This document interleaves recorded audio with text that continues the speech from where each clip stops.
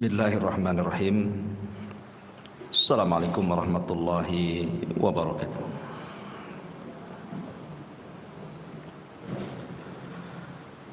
Alhamdulillah wassalatu wassalamu ala Rasulillah wa ala alihi wa sahbihi wa mawalah wa la hawla wa la quwata illa billahi wa ba'du. Alhamdulillah, di pagi menjelang siang ini kita kembali bisa duduk untuk bertalabul ilmi, dan kita masuk pada surah Al-Infitar dari kajian tafsir singkat dari surah-surah pendek dalam juz amma. Surah Al-Infitar ini secara tertib di dalam mushaf Al-Quran dia masuk pada surat ke-82 dengan jumlah ayat 81, jumlah ayat sekitar 19, kemudian jumlah kalimat 81 dan jumlah huruf 326 huruf. Dan surah Al-Infitar ini salah satu asbab nuzulnya adalah karena ada seorang musyrik yang bernama Al-Walid ibn Mughirah, dan ada yang mengatakan Ubay ibn Khalaf. Al-Walid ibn Mughirah ini adalah orang yang paling kaya di zaman itu. Dia menguasai tanah yang sangat luas sekali dan kebun kurma. Kemudian juga diberikan nikmat berupa anak-anak yang banyak, dan dia berbangga dengan dunia yang dimilikinya. Dan Al-Walid ini diberikan kecerdasan oleh Allah Azza wa Jal karena dia seorang pujangga hebat Arab, dan dia sanggup menghafal sampai bukan hanya syair-syair Arab saja, sampai kepada syair-syair dari kalangan jin dia tahu. Makanya dia sangat dimuliakan di tengah-tengah orang-orang Arab jahiliyah, Al-Walid ibn Mughirah ini. Pada awalnya Al-Walid ibn Mughirah ini tertarik dengan Al-Quran. Dia mendengar ayat-ayat Al-Quran dari Abu Bakar Siddiq radhiyallahu an, akhirnya langsung datang kepada Rasul ingin mendengar langsung. Saking indahnya Al-Quran yang dibacakan Abu Bakar ataupun Nabi SAW, sehingga dia memuji habis Al-Quran itu. Masalahnya kemudian dia pun ditegur oleh Abu Jahal, bahkan diancam kalau dia masuk ke agama Muhammad maka dia akan ditinggalkan oleh orang-orang Quraisy. Akhirnya kemudian Al-Walid ini mengingkari Al-Quran padahal meyakininya. Dia tahu Al-Quran itu kalamullah, tapi dia ingkari. Terutama apabila Al-Quran itu bicara tentang Yaumuddin, hari kebangkitan. Maka Al-Walid ini sangat mengingkari hari kebangkitan, padahal dia tahu bahwa ada hari di sana manusia akan dibangkitkan. Dari sinilah Allah Subhanahu wa taala turunkan surah Al-Infitar pada ayat kalla bal tukadzibuna biddin. Sekali-kali jangan begitu wahai Al-Walid, bahkan kamu mendustakan hari pembalasan. Tetapi kaidah Al-Quran itu al-ibratu bi umumil lafzi la bi khususis sabab. Pelajaran Al-Quran itu diambil umumnya lafaz, bukan karena khususnya sebab ayat ini turun kepada Al-Walid ibnu Mughirah ataupun kepada Ubay ibn Khalaf. Artinya ayat ini juga sebagai peringatan kepada kita. Taib, kita akan baca ayatnya. A'udzubillahi minasyaitonir rajim. Bismillahirrahmanirrahim. Idzas samaa'un fatarat wa idzal kawakibun tatharat wa idzal biharu fujjirat wa idzal quburu bu'thirat alimat nafsum ma qaddamat wa akharat. Apabila langit terbelah dan apabila bintang-bintang jatuh berserakan dan apabila lautan dijadikan meluap dan apabila kuburan-kuburan dibongkar, maka setiap jiwa akan mengetahui apa yang telah dikerjakan dan yang dilalaikannya. Ma'asyiral muslimat yang dimuliakan Allah Subhanahu wa taala, surah Al-Infitar ini sama dengan surah Al-Insyiqaq. Di permulaan ayatnya bicara tentang peristiwa besar pada hari kiamat, di mana Allah Subhanahu wa taala menyebutkan bagaimana kondisi langit saat kiamat. Ibu-ibu yang dirahmati Allah Subhanahu wa taala, kita tahu bahwa hari kiamat itu terjadi di hari Jumat. Sebagaimana hadis Nabi sallallahu alaihi wasallam mengatakan, khairu yaumin tala'at alaihi syamsu yaumul jum'ah. Fihi khuliqa Adam wa fihi udkhilal jannah wa fihi ukhrija minha wa la taqumus sa'atu illa fi yaumil jum'ah. Sebaik-baik hari di mana matahari terbit adalah hari Jumat. Pada hari Jumat Adam diciptakan. Pada hari Jumat Adam dimasukkan ke dalam sorga. Pada hari Jumat juga Adam dikeluarkan dari sorga. Dan tidaklah tegak hari kiamat kecuali hari Jumat. Jadi kita tahu bahwa memang Nabi SAW ataupun Al-Quran sendiri tidak menyebutkan kapan waktunya, maksudnya bulannya ataupun tahunnya, tapi harinya disebutkan bahwa kiamat itu terjadi hari Jumat. Makanya sebagian binatang-binatang itu apabila di malam hari, malam Jumat, sebelum terbit fajar menyingsing itu dan sebelum terbit matahari, maka mereka yatarakab, mereka tidak bisa tidur.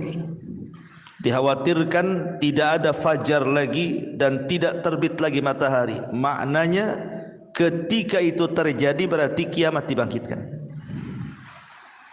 Dan apabila terbit fajar sampai terbit matahari, maka mereka pun mulai senang karena tidak terjadi kiamat. Jadi binatang itu bisa merasakan apa yang kita tidak rasakan. Dan itu terjadi apabila ada gempa atau musibah-musibah besar. Biasanya yang mengetahui dulu itu adalah binatang sebelum manusia. Bahkan alat-alat canggih yang diletakkan manusia saja tidak secanggih insting binatang. Dia tahu ini akan gempa, akan terjadi tsunami dan begitu seterusnya. Lah, ketika kiamat itu tentu diawali dengan tiupan sangkakala. Dan sangkakala ditiup itu menurut pendapat yang kuat wallahu alam 2 kali. Pertama yang disebut dengan tiupan faza, tiupan yang mengejutkan, dan itu dicantumkan dalam surah An-Nahl ayat 87. Wa yauma yunfakhu fis suri fa fazi'a man fis samawati wa man fil ardi illa man sya'allah. Dan ingatlah hari ketika ditiupkan sangkakala, maka terkejutlah segala yang di langit dan segala yang di bumi kecuali siapa yang dikehendaki Allah Subhanahu wa taala. Baru setelah itu ada tiupan yang disebut dengan tiupan as-sa'iqah, tiupan kematian. Dan itu disebutkan di dalam surah Az-Zumar ayat 68. Wa nufikha fis suri fasa'iqa man fis samawati wa man fil ardi illa man sya'allah thumma nufikha fihi ukhra fa idahum qiyamun yanzurun. Dan ditiuplah sangkakala, maka matilah siapa yang di langit dan di bumi kecuali siapa yang dikehendaki Allah. Kemudian sangkakala itu ditiup sekali lagi, maka tiba-tiba mereka berdiri menunggu putusan Allah masing-masing. Jadi ada tiupan kejutan dan kematian, ada tiupan kebangkitan. Adapun jarak tiupan pertama dari yang kedua sudah sering saya jelaskan berdasarkan hadis Abi Hurairah radhiyallahu an. Tiupan itu terjadi jaraknya di angka 40. Bisa 40 tahun, bisa 40 bulan, bisa 40 minggu, bisa 40 hari, wallahu a'lam. Jarak tiupan pertama dan kedua itu. Lah yang ingin saya ceritakan, ayat pertama ini adalah bicara tentang tiupan yang pertama. Jadi surah Al-Infitar ini di permulaan ayat itu bicara tentang tiupan yang pertama. Apabila Israfil sudah meniupkan sangkakalanya, maka suara sangkakala itu akan menghancurkan segalanya. Makanya di sini Allah Subhanahu wa taala mengatakan idzas samaun fatarat. Apabila langit terbelah. Kondisi langit pada hari kiamat itu dijelaskan di beberapa ayat dalam Al-Qur'anul Karim. Pertama, kondisi langit saat tiupan sangkakala itu akan terjadi goncangan hebat. Langit itu akan terjadi goncangan yang luar biasa. Kemudian akan membukakan pintu-pintunya. Jadi pintu-pintu langit itu akan terbuka. Wa futihatis sama fakanat abwaba. Pintu-pintu langit akan terbuka saat goncang itu. Dan malaikat akan mengosongkan langit. Jadi malaikat akan turun dan mengosongkan langit. Dan Allah katakan dalam surah Tur ayat 9, yauma tamurrus sama'u maura. Pada hari ketika langit benar-benar digoncangkan Allah Azza wa Jalla. Baru setelah langit ini tergoncang sisi-sisinya, maka langit itu mulai akan mengeluarkan cahaya. Akan mengeluarkan cahaya seperti kilatan-kilatan yang berwarna merah mawar. Dan itu disebutkan di dalam surah Ar-Rahman ayat 37-nya, fa idzan syaqqatis sama fakanat wardatan kaddihan. Maka apabila langit telah terbelah dan menjadi merah mawar seperti kilapan minyak.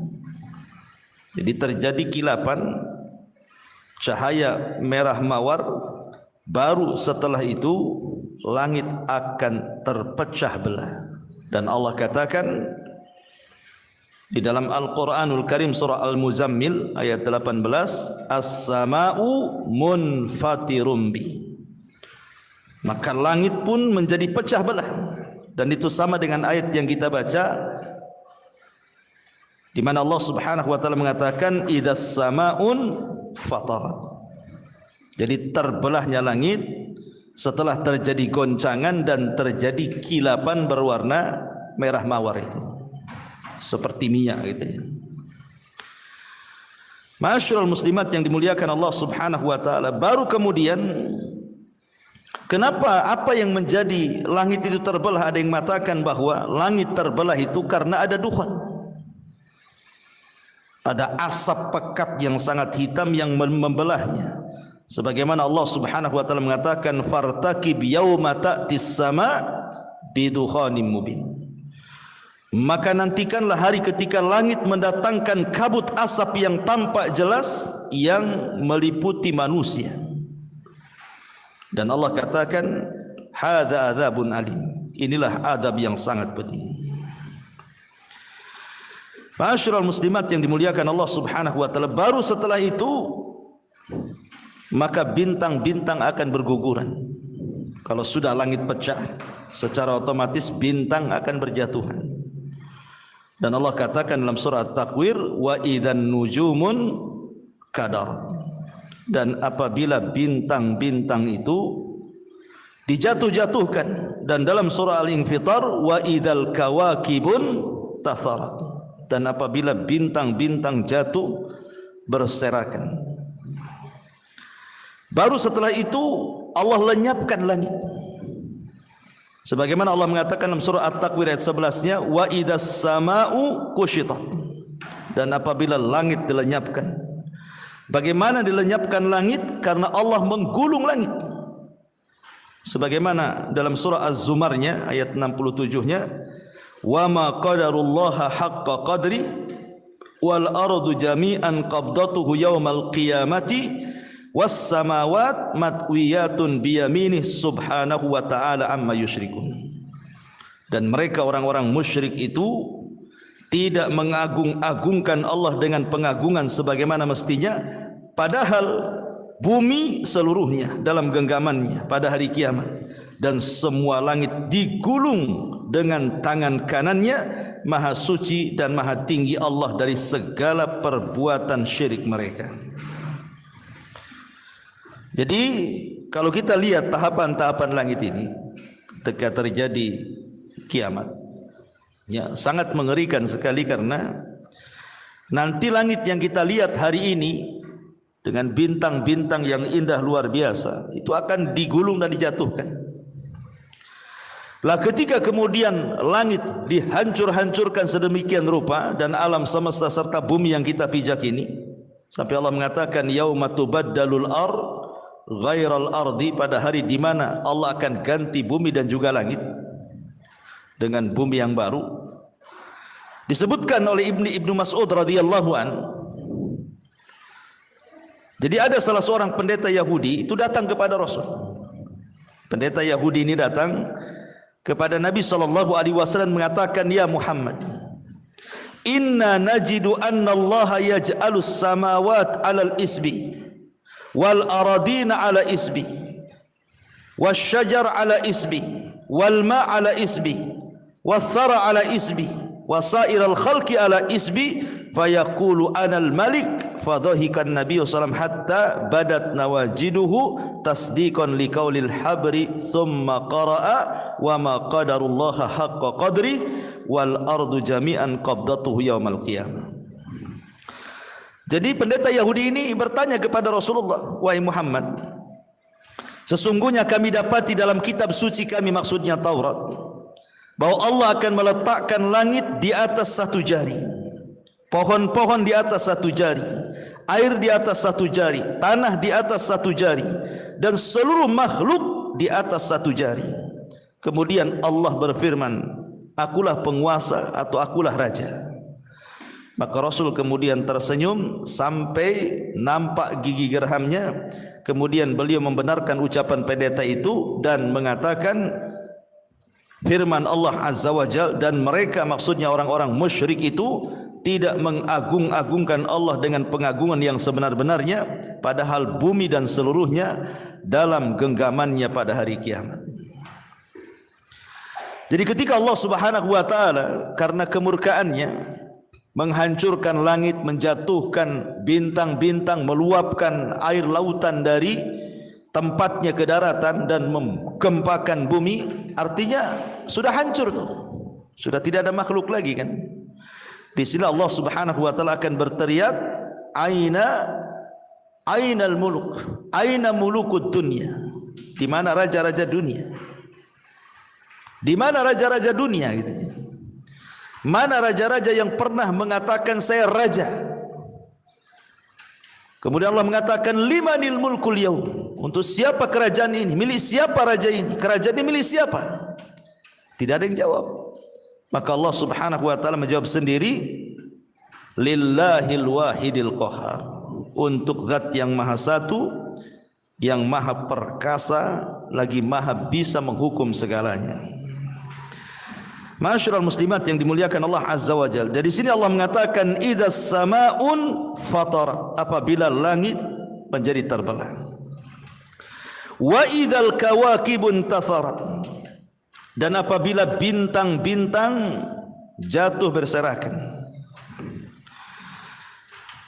Ma'asyiral muslimat yang dimuliakan Allah Azza wa Jalla. Kita lihat bintang-bintang hari ini. Kalau kita melihat bagaimana kondisi bintang, kondisi matahari dan juga bulan, maka Al-Quran juga menceritakan bagaimana contohnya kondisi matahari saat kiamat itu. Allah mengatakan idzas syamsu kuwirat, apabila matahari digulung. Jadi matahari pun ikut digulung, ya. Kemudian keadaan bulan juga sama, Allah padamkan cahayanya. Fa idza bariqal basar wa khasafal qamar, apabila mata terbelalak ketakutan dan apabila bulan telah hilang cahayanya. Dalam ayat yang lain, matahari dan bulan itu dijadikan satu. Wa jumi'a syamsu wal qamar, matahari dan bulan dijadikan satu, sementara bintang-bintang itu dijatuh-jatuhkan. Jadi yang tidak jatuh itu hanya matahari dan bulan saja. Matahari dan bulan tidak jatuh. Kenapa? Karena matahari dan bulan ini kelak akan diletakkan di atas kepala manusia di padang mahsyar. Jadi matahari dan bulan yang dijadikan satu yang tidak mungkin ketika normal, hari-hari normal itu kan tidak mungkin ketemu tuh matahari dengan bulan tuh. Mustahil mau ketemu matahari dengan bulan kan? Karena matahari terbit, bulan pula tenggelam. Tapi nanti pada hari kiamat justru akan dijadikan satu.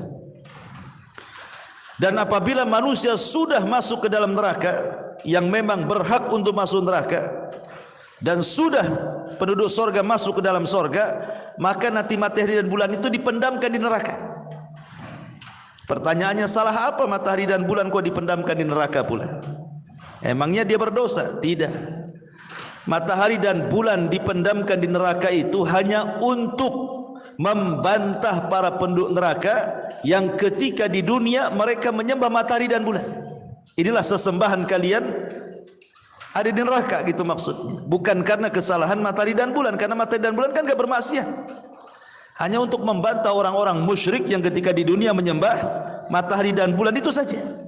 Makanya Allah pendamkan matahari dan bulan ke dalam neraka. Nah, di sini Allah Subhanahu wa taala mengatakan wa idzal kawakibun tatharat. Kemudian Allah mengatakan wa idzal biharu fujirat, dan apabila lautan diluapkan, apabila lautan diluapkan. Dan itu sama dengan surah At-Takwir ayat 6, wa idzal biharu sujirat, dan apabila lautan dipanaskan. Kita tahu bahwa jumlah lautan itu kan sama dengan jumlah lapisan langit dan lapisan bumi. Langit ya ada 7 lapisan, bumi juga ada 7 lapisan, laut juga sama, ada 7 laut kan satu dunia ini.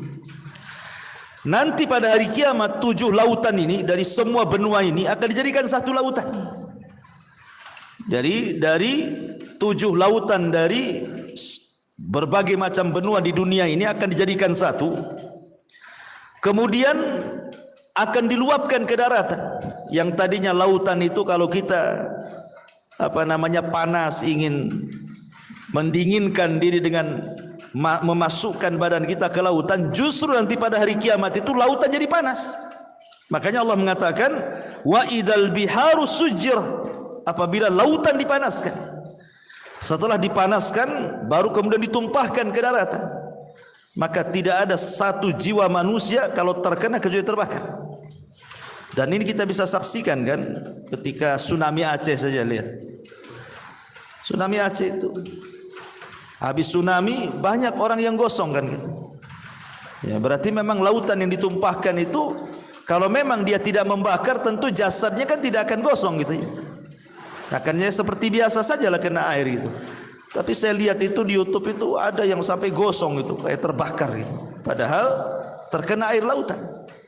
Menunjukkan di dalam lautan itu ada bara api itu, yang bisa dinyalakan Allah sewaktu-waktu kelak pada hari kiamat. Wa idzal biharu sujirat, dan apabila lautan dipanaskan. Kemudian Allah mengatakan wa idzal quburu bu'thirat, dan apabila kuburan-kuburan dibongkar. Ada dua penafsiran para ulama apa yang dimaksud dengan apabila kuburan-kuburan dibongkar ini. Penafsiran yang pertama, maksudnya adalah kelak ketika tanda kiamat pertama keluar. Tanda kiamat besar pertama keluar, maksudnya khurujud dajjal, keluarnya dajjal. Di antara fitnah dajjal itu adalah dia sanggup mengeluarkan pembendaharaan yang ada di bumi. Jadi kalau dajjal mengatakan kepada bumi, wahai bumi, ukhruji kunuzaki, keluarlah pembendaharaan kamu dari perut bumi, maka akan keluar berbagai macam pembendaharaan bumi, dari tambangnya, dari emasnya, dari peraknya, dari zamrudnya, macam-macam akan keluar dari bumi itu. Nah, itu maksudnya wa idzal quburu bu'thirat. Ya, atau dajjal mengatakan kepada orang-orang yang sudah mati, hiduplah kalian. Maka tiba-tiba kuburannya terbelah, kemudian mereka pun keluar dari kubur-kuburan itu, kemudian mengatakan kepada anak-anak mereka yang masih hidup, wahai anakku, sembahlah dia, maksudnya dajjal, karena dia adalah Tuhan kalian. Padahal yang keluar dari kuburan itu bukan orang yang sudah mati, tetapi setan-setan yang menjelma orang mati. Karena setan itu bekerja sama dengan dajjal ketika itu, karena tidak mungkin orang mati hidup lagi, ya. Nah, itu juga penafsiran maksudnya wa idzal quburu bu'thirat, itu artinya di sini fitnah dajjal. Dia memerintahkan bumi untuk mengeluarkan pembendaharaannya, atau memerintahkan orang-orang yang sudah mati hidup lagi, walaupun itu jelmaan daripada syaitan. Itu satu penafsiran. Tapi penafsiran yang kuat wallahu alam, yang dimaksud wa idzal quburu bu'thirat di sini artinya adalah hari di mana manusia dibangkitkan dari kubur-kubur mereka. Kapan itu? Pada tiupan sangkakala yang kedua. Ya, pada tiupan sangkakala yang kedua. Kenapa? Karena ayat setelahnya Allah mengatakan alimat nafsun ma qaddamat wa akharat. Maka setiap jiwa akan mengetahui apa yang telah dikerjakan dan apa yang telah dilalaikannya. Ma'asyiral muslimat yang dimuliakan Allah Subhanahu wa taala. Pada tiupan yang kedua atau sangkakala yang kedua, maka manusia ketika terjadi kiamat itu kan ada hal-hal yang Allah Subhanahu wa taala kecualikan, tidak dihancurkan. Salah satu yang tidak dihancurkan adalah tulang ekor setiap manusia. Jadi tulang ekor setiap manusia itu tidak akan dihancurkan oleh Allah Subhanahu wa taala. Lah ketika itulah maka tiupan yang kedua ini itu ketika manusia sudah mati semuanya, sudah digantilah, bumi sudah beda, langit sudah beda gitu ya. Kemudian Allah Subhanahu wa taala turunkan hujan ketika itu. Maka hujan itulah yang kemudian menjadikan tulang-tulang ekor itu tumbuh kembali. Jadi tulang ekor itu akan tumbuh dengan turunnya hujan. Dan itu disebutkan di dalam Al-Qur'anul Karim, di mana Allah Subhanahu wa taala mengatakan walladzi nazzala minas sama'i ma'an biqadarin fa ansyarna bihi baldatan mayyitan kadzalika tukhrajun. Dalam surah Zuhruf ayat 11 Allah mengatakan, dan Rabb yang menurunkan air dari langit menurut kadar yang diperlukan, lalu kami hidupkan dengan air tersebut negeri-negeri yang mati. Seperti itulah kami akan keluarkan kalian dari kubur-kubur kalian. Ya, jadi sebelum kemudian mereka dibangkitkan, maka tubuh mereka akan dikembalikan dulu dengan cara turun hujan setelah tiupan yang kedua. Ya. Dan itu berdasarkan hadis Nabi juga. Thumma yursilullahu mataran ka'annahu atallu aw dhallu nu'manu syak fatambutu minhu ajsadun nasi thumma yunfakhu fihi ukhra fa idahum qiyamun yanzurun. Kemudian Allah menurunkan hujan bagaikan geribis ataupun awan, maka tumbuhlah darinya jasad-jasad manusia, kemudian ditiupkan kembali sangkakala untuk kedua kalinya, maka tiba-tiba mereka berdiri menunggu putusan Allah masing-masing. Jadi kalau kita melihat hadis ini berarti hujan dulu, baru kemudian setelah jasadnya kembali ke tulang ekor mereka, baru ditiupkan sangkakala kedua, baru mereka bangun. Baru Allah lesatkan ruh-ruh mereka yang tidak dihancurkan pada hari kiamat. Bagi orang-orang yang beriman diletakkan di Illiyin, bagi orang-orang yang kafir diletakkan di Sijjin. Allah mengatakan wa idzan nufusu zuwizat, apabila jiwa itu melesat kemudian dimasukkan ke jasadnya masing-masing. Disitulah kemudian manusia dibangkitkan. Lah ketika manusia dibangkitkan, maka Nabi SAW mengatakan yuhsyaruna yaumal qiyamah khufatan uratan ghurlan buhman. Jadi mereka dibangkitkan itu tidak menggunakan pakaian. Artinya tidak ada alas di badan, tidak menggunakan sandal, kembali tidak dikhitan dan tidak ada harta di badan, kata Nabi. Ya, seperti layaknya ketika kita awal dilahirkan, itulah dibangkitkan. Lah ketika awal dibangkitkan inilah manusia sudah tidak kenal siapapun. Dia hanya kenal dirinya sendiri saja dan bagaimana cara menyelamatkannya, dan itu dijelaskan di dalam Al-Qur'anul Karim. Yauma yafirrul mar'u min akhi wa ummihi wa abihi wa sahibatihi wa banihi likulli imri'in minhum yauma idzin sya'nun yughni. Di mana manusia lari dari saudaranya, lari dari ibu bapanya, lari dari istri dan anak-anaknya. Setiap manusia sibuk masing-masing. Sampai Aisyah radhiyallahu anha menggambarkan, Rasul kalau manusia dibangkitkan telanjang, lalu kami gimana? Kaum Hawa, kaum wanita yang telanjang itu tentu akan dipandang aurat kami oleh laki-laki. Maka Nabi SAW mengatakan, wahai Aisyah, hari itu kondisinya berbeda. Nggak ada orang yang memandang aurat orang itu, nggak ada. Orang sibuk masing-masing gitu kan, karena orang lari dari sini dari sana.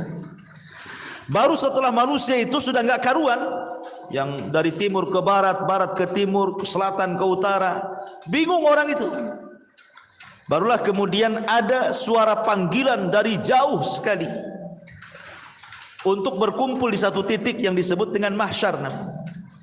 Jadi ketika manusia sudah lari sana sini karena kebingungan mereka, baru kemudian terdengar satu teriakan dari satu titik, maka semua manusia mengarah ke situ. Lah disinilah terjadi banyak hal, ya. Karena tidak jelas kan gitu ya, jarak tempuh panggilan itu ke tempat kita menuju panggilan itu. Berapa jaraknya kita tidak tahu. Tidak disebutkan berapa kilometernya, kan tidak tahu kan. Berarti kan bisa saja dekat, bisa saja jauh gitu. Untuk ke panggilan itu. Lah disitulah berbagai macam manusia diuji oleh Allah Subhanahu wa ta'ala. Ada orang yang menuju panggilan itu menggunakan kendaraan. Ya, mereka pakai kendaraan. Allah berikan kendaraan. Seperti orang-orang yang berkurban gitu ya. Boleh jadi kurban itu akan jadi kendaraan dia kelak pada hari kiamat untuk menuju ke panggilan itu.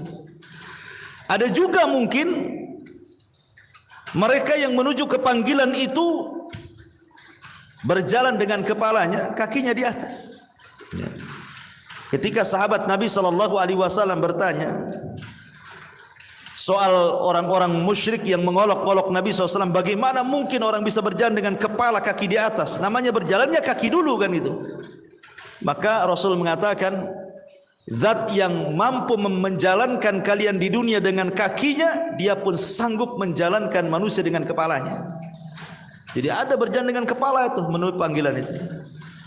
Ada juga yang kemudian dikecilkan oleh Allah Azza wa Jalla tubuhnya. Jadi untuk menuju ke panggilan itu jadi kecil dia. Di tengah-tengah manusia yang sangat besar sehingga dia terseok-seok karena takut diinjak. Dan mereka adalah orang-orang yang disebutkan dalam hadis Nabi SAW al-mutakabbirun, orang-orang yang sombong. Ketika dia merasa sombong di dunia, Allah kecilkan badannya seperti semut di akhirat. Bayangkan betapa lamanya dia akan sampai ke tujuan. Kalau kecil kan, langkahnya kan kecil gitu ya. Belum lagi takut terseok-seok gitu. Kemudian ada juga yang berjalan dalam kondisi pincang. Dalam kondisi pincang, dalam kondisi miring gitu ya. Seperti hadis Nabi SAW ketika seorang laki-laki yang memiliki 2 istri kemudian tidak adil kepada salah satunya. Kata Rasul, nanti pada hari kiamat akan berjalan miring. Ya. Pincang karena ketidakadilannya itu. Kemudian juga macam-macam disebutkan dalam hadis itu, orang yang berjalan menuju panggilan itu dalam bentuk berbagai macam. Ada yang enggak punya daging, wajahnya itu hanya tulang belulang, seperti orang yang meminta-minta. Ada yang berjalan seak-seok sana sini gitu ya, kayak orang mabuk, kesetanan, seperti para pemakan riba. Ya, karena dalam Al-Quran sendiri Allah mengatakan alladzina ya'kuluna riba la yakumuna illa kama yakumul ladzi yatakhabbatuhu syaitanu minal mas. Orang-orang yang memakan riba itu tidak dapat berdiri melainkan seperti berdirinya orang yang kerasukan setan. Ya, karena mereka gila, jadi ya oyong bahasa kitanya ya.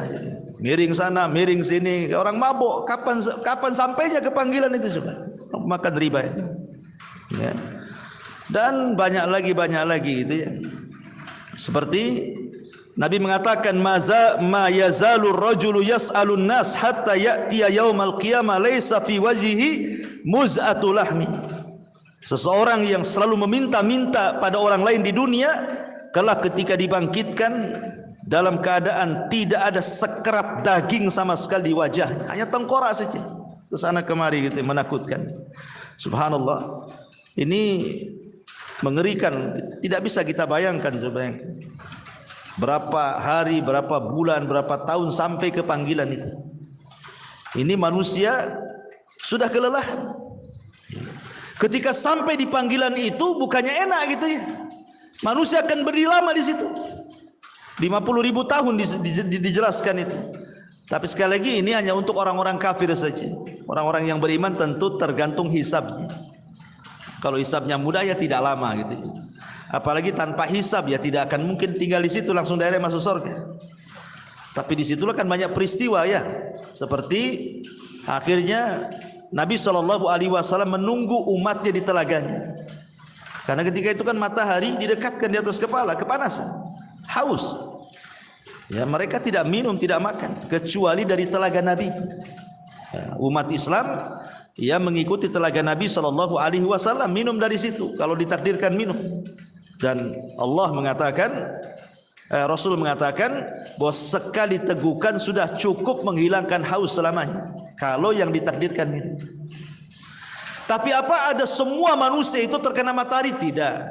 Tidak semua orang tersengat matahari, karena ada golongan-golongan itu yang mendapatkan naungan. Ya. Jadi ketika mereka berkumpul di padang mahsyar itu ada orang-orang yang tidak akan tersengat matahari. Sebagaimana ma'ruf hadis Nabi SAW, sab'atun yudhilluhumullahu fi dhillihi yawma la dhilla illa dhilluh. 7 kelompok yang akan mendapatkan naungan di hari yang tidak ada naungan kecuali naungan Allah, seperti imam yang adil, pemimpin yang adil, anak muda yang tumbuh di atas ibadah kepada Allah, seseorang yang hatinya terikat dengan masjid, 2 orang laki-laki atau 2 orang yang cinta karena Allah, berkumpul karena Allah, berpisah karena Allah, ataupun seorang yang ketika diajak berzina dia pun takut kepada Allah, atau seorang yang bersedekah dengan tangan kanannya, tangan kirinya tidak tahu, atau seorang yang tengah malam dia tafakur kemudian menangis karena takut kepada Allah Azza wa Jal. Maka itu semua adalah pengecualian orang-orang yang tidak akan tersengat matahari. Tapi di sini Allah Subhanahu wa taala mengatakan alimat nafsun ma qaddamat wa akharat. Maka ketika itu jiwa akan mengetahui apa yang telah dikerjakan dan yang dilalaikannya. Maksudnya apa? Di antara kehususan hisab, ini kan bicara hisab di sini. Ya. Di antara kehususan hisab pada hari kiamat adalah Allah Subhanahu wa taala kembalikan seluruh hafalannya. Jadi Allah itu akan mengembalikan kepada manusia itu seluruh hafalan yang pernah dia lakukan. Kalau di dunia saja kita kan sudah lupa apa yang dikerjakan minggu kemarin, bulan kemarin. Kadang-kadang kita lupa kan itu. Apalagi pinjam uang, nah, itu paling lupa. Nah, kalau ditagih, oh saya nggak punya utang kok, padahal punya utang. Setelah dikasih tahu, oh ini buktinya ada, baru ingat dia kan. Jadi manusia di dunia itu kadang-kadang mudah lupa gitu ya. Tetapi nanti di antara khususnya hisab itu, kehususan hisab itu, manusia akan diingatkan semuanya. Sejak dia akil balik sampai dia mati, manusia akan ingat semuanya. Lah ketika itulah orang-orang mujrim, orang-orang jahat, ya kan?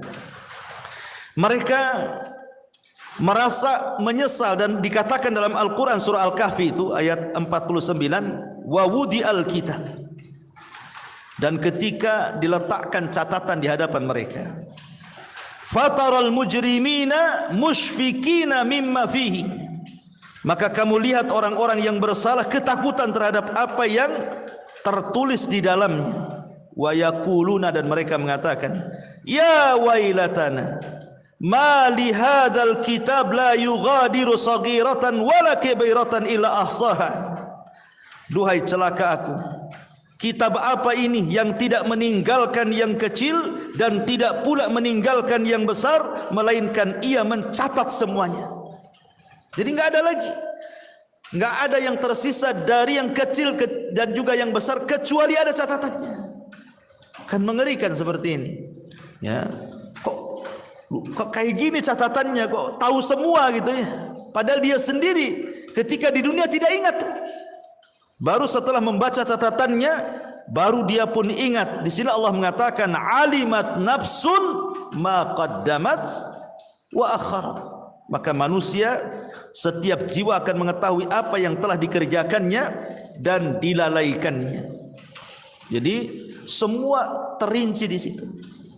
Kalau sudah begitu, apa yang harus dikatakan di hadapan Allah? Makanya ketika catatan itu disodorkan, manusia terbagi dua tuh. Ya. Ada manusia yang membangkang, tidak mengakui, oh saya tidak pernah melakukan itu. Ketika dia melihat catatannya itu, dia nggak yakin, nggak percaya bahwa itu yang ia lakukan. Dia berusaha untuk berdusta kepada Allah Subhanahu wa taala, bahwa dia tidak pernah melakukan syirik, dia tidak pernah bermaksiat, dia tidak pernah zalim. Dia bantah semua catatannya itu. Lah ketika dia mulai membantah itulah, disitulah Allah Subhanahu wa taala akan datangkan saksi. Ya, kalau sudah datangkan saksi, macam mana mau bantah lagi? Makanya Allah mengatakan, wa yauma nakhtimu ala afwahihim wa tukallimuna aydihim wa tashhadu arjuluhum bima kanu ya'malun. Ketika mereka mengatakan, oh dusta ya Rabb, itu tidak benar saya, tiba-tiba mulutnya dikunci, enggak bisa ngomong lagi. Apa yang bicara? Tangan yang bicara sekarang. Jadi mulutnya langsung dikunci karena dia tidak mengakui perbuatan dosanya, maka tangan mulai bicara. Kemudian kaki pula jadi saksi. Sekarang apa yang harus dihadapkan di hadapan Allah? Ya. Bahkan lebih daripada itu, kulitnya pun bicara. Kulit kita ini akan bicara di hadapan Allah. Untuk membantah lisan yang mengatakan aku tidak pernah melakukan ini, kulit pun bicara bahwa iya, badan ini telah melakukannya. Sampai akhirnya kemudian lisan ini ngomong sama kulit, lima syahidtum alaina. Wahai kulit, kenapa engkau menjadi saksi bagi badanmu sendiri? Maka kulit mengatakan, antakanallah, Allah yang buat aku bicara.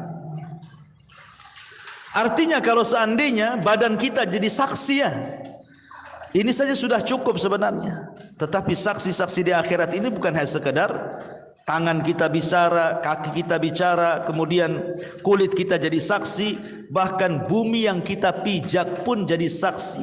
Sehingga Allah mengatakan dalam surah Al-Zalzalah itu, idza zulzilatil ardu zilzalaha wa akhrajatil ardu athqalaha wa qala al-insanu ma laha yauma idzin tuhadditsu akhbaraha. Pada hari itu bumi ikut bicara. Bumi itu ikut jadi saksi gitu ya. Bahwa si fulan benar. Pada tanggal sekian, hari sekian, malam sekian, bulan sekian, tahun sekian, maksiat sebelah sini. Nah, repot juga tuh. Mau lari kemana tuh? Cukup sampai di sini? Tidak. Malaikat jadi saksi. Semua akan jadi saksi. Pada seandainya Allah menjadi saksi itu sudah cukup. Tapi bagaimana Allah Subhanahu wa taala ingin membuat peradilan seadil-adilnya, tidak ada saksi yang dibayar. Semua akan bicara. Sehingga mereka terdiam orang-orang mujrim ini. Karena apa? Mau ngomong gimana lagi? Ya, wa alimat nafsum ma qaddamat, alimat nafsum ma qaddamat wa akharat. Setiap jiwa akan mengetahui apa yang dikerjakan dan dilalaikannya. Enggak bisa mengelak lagi dia. Ini yang disebut dengan hisab yang sulit namanya. Hisab yang sulit itu dimulai dengan bantah membantah, ingkar mengingkari. Tetapi kalau hisab mudah, maka orang-orang yang dihisab mudah mereka tidak akan mengingkari. Mereka justru mengakui. Betul engkau melakukan itu? Ya. Betul engkau melakukan ini? Ya. Dia akan bantah. Ya.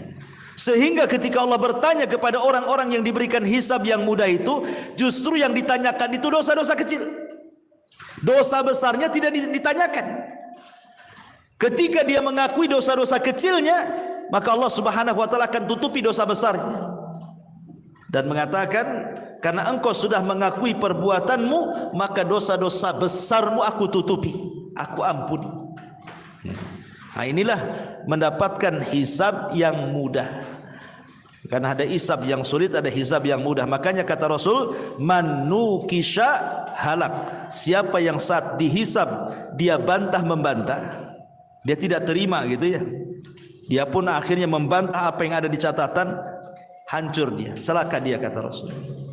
Tapi siapa yang ketika hisabnya dia mengiyahkan, dia mengakui perbuatan dosanya, ketika ditanya apakah engkau melakukan seperti ini, dia mengatakan iya, maka pertanda hisabnya mudah. Itulah bedanya hisab sulit dengan hisab mudah di sini. Alimat nafsun ma qaddamat wa akharat. Setiap jiwa akan mengetahui apa yang telah dikerjakan dan apa yang telah dilalaikan. Kalimat ma qaddamat wa akharat, ada beberapa penafsiran para ulama. Maksudnya qaddamat itu apa yang dilakukan pada awal mula manusia itu hidup, mungkin di awal-awal masih muda. Qaddamat itu maksudnya ketika di masa muda. Wa akharat ketika di masa tuanya. Jadi semua akan ditanya itu, masa mudanya akan ditanya, masa tuanya pun akan ditanya. Makanya kata Nabi SAW, la tazulu qadama abdin hatta yus'al an arba. Tidak mungkin bergeser kaki anak Adam sampai ditanya 4 perkara. An umrihi, tentang umurnya, kemana dia habiskan. Wa an syababihi, ya, dan juga masa muda. An umrihi maksudnya umur secara keseluruhan, ya, baik tuanya sebelum matinya ditanya, terutama masa muda juga ditanyakan gitu. Kenapa kemudian masa muda ini ditanya, padahal muda ini kan bagian daripada umur gitu ya. Karena rata-rata orang yang melakukan kejahatan itu di masa muda. Karena betapa banyak orang-orang yang di masa muda dia melakukan kejahatan, kemudian setelah dia tua dia bertobat. Sebagaimana Allah Subhanahu wa taala berfirman dalam Al-Qur'an, Rabbi auzi'ni an ashkura ni'mataka allati an'amta 'alai wa 'ala walidayya. Ya Tuhanku, berilah aku ilham untuk tetap mensyukuri nikmatmu. Sebagian para ulama mentafsirkan ini isyarat orang-orang yang usianya sudah menginjak 40 tahun ke atas. Mulai dia berpikir bosan maksiat gitu bahasa kitanya ya.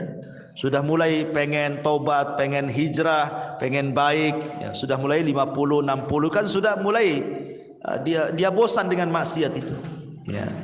Jadi ada yang seperti, tapi ada juga masa mudanya jahat, masa tuanya lebih jahat lagi. Nah, tapi semua akan ditanya, mau masa mudanya, mau masa tuanya tetap akan ditanya. Ini satu penafsiran. Penafsiran yang kedua, ma qaddamat wa akharat. Maksudnya setiap jiwa akan mengetahui apa yang telah dikerjakan. Qaddamat itu maksudnya bicara tentang umat-umat sebelum kita. Ya, maksudnya bukan umat ya namanya manusia dari umat Islam yang awal-awal ya seperti kelasnya para sahabat, para tabi'in gitu ya. Wa akharat ini umat akhir-akhir. Jadi semua akan ditanya oleh Allah Azza wa Jalla, baik kalangan para sahabat ataupun umat yang akhir-akhir. Ataupun maqaddamat wa akharat di sini artinya apa yang sudah diamalkannya, baik dari perbuatan baik ataupun perbuatan jahat, ataupun yang dicita-citakannya tetapi belum diamalkan. Tapi dia punya cita-cita gitu, pengen haji tapi tak jadi haji, keburu mati. Ya. Kemudian pengen sedekah tapi tidak jadi sedekah, keburu mati. Atau dari perbuatan maksiat gitu ya. Dia sudah ancang-ancang tuh, kalau saya punya uang saya ingin begini, tapi maksiat dia. Tapi belum dilakukan, semuanya akan dicatat dan akan dibalas. Ya, baik yang sudah dilakukan ataupun yang hanya sekedar dicita-citakan, yang terlalaikan dari dia. Alimat nafsun ma qaddamat wa akharat. Setiap jiwa akan mengetahui apa yang telah dikerjakan dan dilalaikannya. Itu dia juga di antara penafsiran para ulama. Kemudian Allah Subhanahu wa taala katakan, ya ayyuhal insanu ma gharraka bi rabbikal karim alladzi khalaqaka fasawwaka fa'adalak fi ayyi suratin ma syaa rakkabak kalla bal tukadzibuna biddin wa inna 'alaikum lahafidin kiraman katibin ya'lamuna ma taf'alun. Kemudian di sini Allah mengatakan, wahai manusia, ya ayyuhal insan, ma gharraka bi rabbikal karim. Apakah yang telah memperdayakan kamu sehingga kamu berbuat durhaka terhadap Tuhanmu yang maha mulia, yang telah menciptakan kamu lalu menyempurnakan kejadianmu dan menjadikan susunan tubuhmu menjadi seimbang dalam bentuk apa saja yang dikehendaki, dia menyusun tubuhmu. Di sini Allah Subhanahu wa taala ingin katakan, ya ayyuhal insan ma gharraka bi rabbikal karim alladzi khalaqaka fasawwaka fa'adalak fi ayyi suratin ma syaa rakabak. Allah Subhanahu wa taala sudah banyak memberikan nikmat kepada kita. Salah satunya adalah Allah menciptakan kita. Kemudian setelah Allah menciptakan kita, tidak hanya cukup menciptakan, tapi fasawwa, menyempurnakan ciptaannya, meletakkan mata di situ, hidung di situ, tangan di situ gitu ya, sempurna betul. Coba bayangkan kalau mata taruh di dengkul, gimana tuh ngelihatnya? Kan susah juga, nggak bisa melihat ke atas. Telinga taruh di atas kepala kan itu, susah juga. Tangan taruh di kaki, kaki taruh di tangan, susah. Tetapi Allah Subhanahu wa taala sempurnakan tuh. Ya, mulai dari letak mata, letak hidung, letak kuping, letak tangan dan begitu seterusnya. Bukan hanya itu saja, fa'addalah, diseimbangkan. Tangan kanan dengan tangan kiri tidak ada berat sebelah. Mata kanan, mata kiri tidak ada besar sebelah. Telinga kanan, telinga kiri tidak ada budeg sebelah gitu ya, istilahnya itu. Betul-betul seimbang, termasuk juga berjalan dengan dua kaki itu seimbang. Tidak ada manusia, tidak ada makhluk yang diciptakan Allah yang seimbang berdiri dengan dua kaki kecuali manusia. Coba lihat binatang, nggak ada binatang itu yang bisa berdiri dengan kedua kaki itu, nggak ada ceritanya. Paling berjalan dengan perut, ya kan, seperti ular, cacing gitu ya, atau bungkuk walaupun dengan kedua kaki seperti ayam atau yang lainnya, atau dengan empat kaki. Pokoknya nggak ada sebaik manusia ini. Ya, bukan hanya itu saja, fi ayyi suratin ma syaa rakkaba. dalam bentuk apa saja dikehendaki dia menyusun tubuhmu. Coba bagaimana kalau Allah membentuk kita seperti keledai, seperti buaya, seperti harimau, enggak ada bedanya kita dengan binatang kan? Tapi Allah Subhanahu wa taala sudah ciptakan fi ahsani taqwim, sebaik-baik bentuk. Makanya Allah Subhanahu wa taala menyinggung, "Loh, nikmat Allah yang demikian besar kepadamu ini, ya ayyuhal insan ma gharraka bi rabbikal karim." Ya.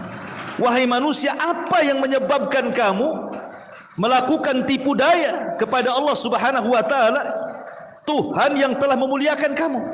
Seolah-olah tidak bersyukur gitu maksudnya. Mana syukur kamu itu loh? Allah sudah kasih banyak nikmat, kau kufur kepada. Kalimat ma gharraka bi rabbikal karim.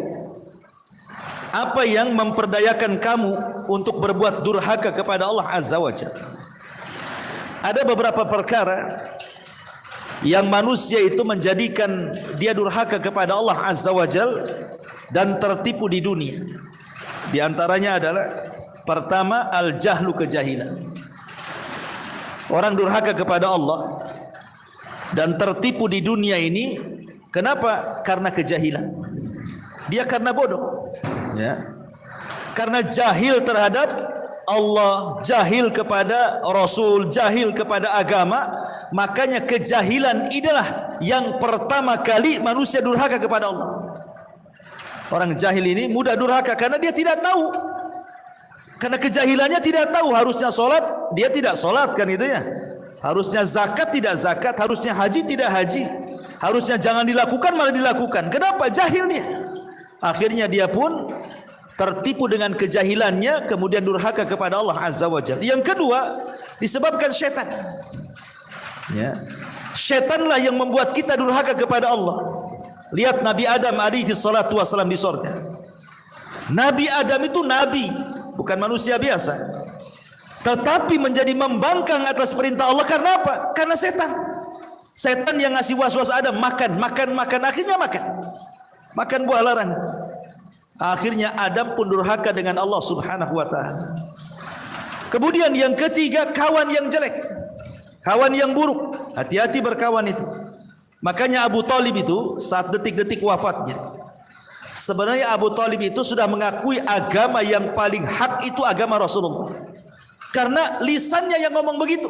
Dia ngomong sama Ali radhiyallahu anhu, putranya, dan mengatakan, "Ya Ali, kalau bukan karena aku takut dicela manusia, sudah kupeluk agama Muhammad itu."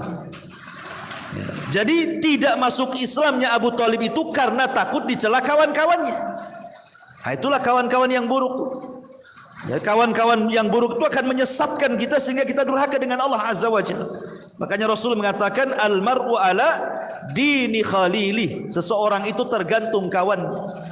Maka carilah kawan yang baik, jangan sampai cari kawan, dapat kawan yang menyesatkan kita.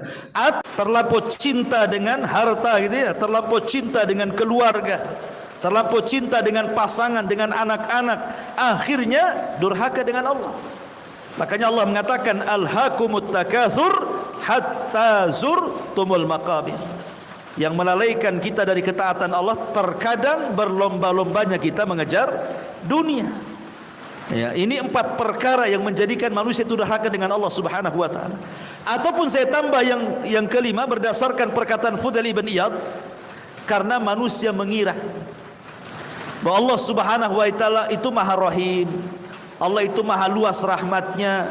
Walaupun saya maksiat, nanti sewaktu-waktu saya bertobat, nanti juga Allah ampuni. Akhirnya kemudian asih maksiat, lupa tobat dia. Karena terbayang-bayang nikmat Allah, rahmat Allah itu lebih luas kan gitu. Nantilah kapan lu tobat? Nanti nunggu umroh katanya. Habis umroh tak tobat-tobat juga. Kapan lu tobat? Nunggu haji katanya. Habis haji tak tobat juga. Karena berpikir bahwa kapanpun tobat, kan Allah Maha Pengampun tuh. Luas rahmatnya. Akhirnya dilalaikan dengan keyakinan Maha Pengampunnya Allah, Maha luasnya rahmat Allah. Akhirnya tidak mau tobat, tetap durhaka kepada Allah tuh. Jadi ini pun perkara-perkara seperti inilah yang menjadikan orang itu tertipu, akhirnya durhaka dengan Allah. Makanya solusinya, kalau itu kebodohan, belajar. Ya, kalau memang kita merasa bodoh dari agama, belajar agama supaya jangan durhaka dengan Allah. Karena biang kedurhakaan itu adalah kebodohan. Nah, kalau memang itu dari setan, maka berlindung kepada Allah dari setan. Bagaimana kita caranya supaya berlindung dari setan? Ya, banyak-banyaklah berzikir. Baca zikir pagi petang, baca zikir sebelum tidur gitu ya. Apa lewat di sebuah tempat menakutkan disuruh ta'awud dengan kepada Allah dari setan. Ya, kita amalkanlah hal-hal yang bisa menjauhkan kita dari setan. Kalau memang itu perkawanan, ya tinggal jauhilah. Oh, ini kawan enggak beres ini. Jauhi saja, ngapain? Blokir nomornya. Ya. Kasih kawan yang lain saja. Kalau kawan jelek ngapain pula dipertahankan kan? Ya, buat mabuk aja nanti. Kemudian kalau memang urusan dunia ya kurangi. Minimalnya kalaupun dunia dikejar, cukuplah dunia itu di tangan. Jangan sampai dimasukkan ke dalam hati. Kaya boleh, tapi jangan sampai melampau. Ya, Islam tidak melarang orang kaya. Yang Islam larang itu kalau meletakkan kekayaan dalam hati dan tujuan hidupnya itu hanya kekayaan saja. Kenapa demikian? Karena Rasul yang mengatakan kalau kekayaan itu menjadi tujuan hidupnya, maka kefakiran akan diletakkan di kedua matanya. Kata Rasul nih, ya, man kanatid dunya hammuhu, barang siapa yang dunia ini angan-angannya, ja'alallahu faqrahu baina ainaihi. Allah jadikan kefakirannya di antara kedua matanya itu. Makanya banyak orang kaya itu diazab dengan kekayaannya, Bu. Bukannya orang kaya itu nikmat dengan kekayaannya, tidak. Justru diazab dengan kekayaannya. Aneh gitu ya. Orang kaya itu harus kan menikmati itu. Tapi ada orang kaya diazab dengan kekayaannya. Seperti apa? Ada orang kaya itu lebih miskin daripada orang miskin. Orang miskin saja kadang-kadang kerja, pamannya dia tukang bangunan atau mungkin jadi supir apa, ojek, sudah jelas waktunya kan, jam sekian udah istirahat. Itu orang miskin tuh. Masih ada istirahatnya. Ya. Tapi orang kaya tidak ada istirahatnya, Bu. Dia sudah ngantor nih dari pagi jam sekian, nanti pulang kantor itu entah apa lagi diceritain nih, malamnya mikir lagi bisnis. Kapan istirahatnya orang kaya gitu tuh? Orang miskin aja ndak kayak gitu mikir duit itu. Pokoknya sudah ada uang beli beras bisa makan, udah selesai orang miskin tuh. Ada waktu-waktu untuk keluarga gitu ya. Orang kaya kadang-kadang enggak tuh. Ya malam yang mikir duit, siang mikir duit, itu kan sama dengan diazab dengan kekayaan tuh namanya. Harusnya kan orang kaya makin lebih senang dibandingkan orang miskin kan. Ada waktu lebih sama keluarga lebih banyak lagi, sama Allah lebih luas lagi. Ini enggak. Makin kaya makin jahat dia. Waktunya 24 jam itu untuk duit. Na'udzubillah. Itulah yang disebut dengan Allah jadikan kefakiran di kedua matanya. Karena dia lebih rakus dibandingkan orang miskin cari dunia. Berarti sebenarnya dia tidak kaya. Dia miskin. Karena kurang terus. Ya, makanya itu yang menjadikan durhaka kepada Allah adalah ketika orang dikuasai dengan dunia. Caranya gimana? Qanaah dan zuhud. Kalau ingin tidak durhaka dengan kekayaan, tanamkan dua sifat ini. Pertama qanaah, redha dengan pemberian Allah. Yang kedua zuhud, jangan letakkan kekayaan dalam hati. Silahkan sekaya mungkin, asal lakukan dua perkara ini. Inilah yang kemudian Allah Subhanahu wa taala katakan, ma gharraka bi rabbikal karim. Wahai manusia, apakah yang telah memperdayakan kamu berbuat durhaka terhadap Tuhanmu yang telah menciptakan kamu, lalu menyempurnakan kejadianmu dan menjadikan susunan tubuhmu menjadi seimbang dalam bentuk apa saja yang dikehendaki. Dia telah menyusunmu, dan ini nikmat Allah Subhanahu wa taala. Makanya Allah katakan, kalla bal tukadzibuna biddin. Sekali-kali janganlah begitu, bahkan kamu mendustakan hari pembalasan. Ya. Jadi sebab orang itu kenapa durhaka dengan Allah? Kenapa orang itu banyak maksiat gitu ya? Banyak melakukan kezaliman, banyak melakukan maksiat, banyak melakukan kemungkaran-kemungkaran. Sebabnya satu, kalla bal tukadzibuna biddin.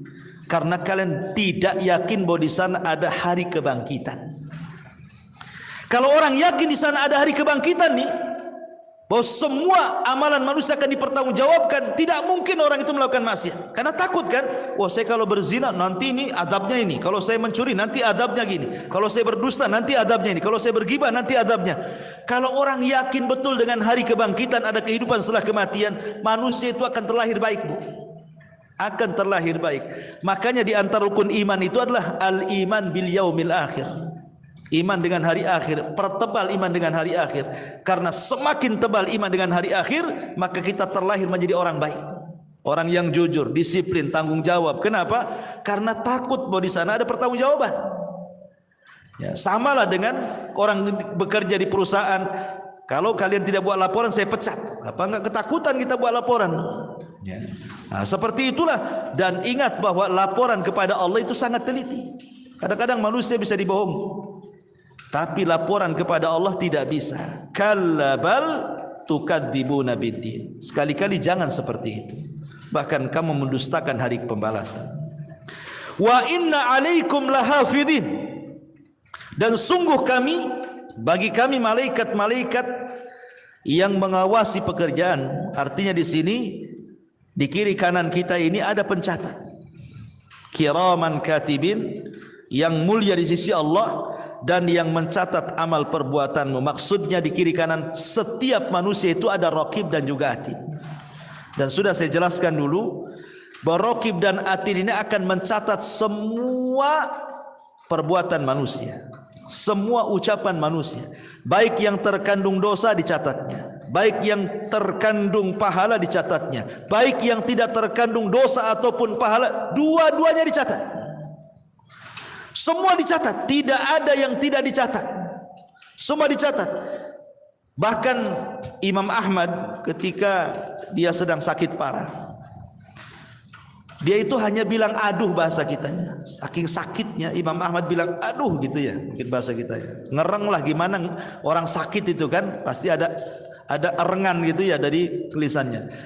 Muridnya mengingatkan Imam Ahmad dan mengatakan, ya Imam, innal anin kalamun wa innal kalama yuktab indallah. Wahai Imam, suara aduh dari orang sakit itu bagian daripada ucapan, dan setiap ucapan akan dicatat. Langsung diam Imam Ahmad.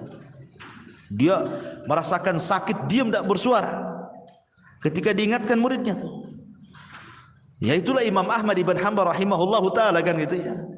Ya, kalau hanya orang mengereng karena kesakitan saja dianggap catatan dan dianggap bicara dan itu akan dicatat, gimana orang yang melakukan omongan-omongan yang kotor gitu ya, makin lagi dicatat. Naudzubillah. Kiraman katibin ya'lamuna ma taf'alun, mereka mengetahui apa yang kamu kerjakan.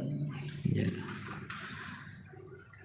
Wallahu alam ya. Saya kira masih panjang ya pembahasannya, mungkin jadikan 2 pertemuan lah. Kita sampai di sini dulu untuk sampai ayat ke-12 ya. Kita bagi 2 saja karena pembahasan dari ayat 13 dan selanjutnya cukup panjang. Taib, sebelum saya tutup, silahkan kalau ada yang mau bertanya.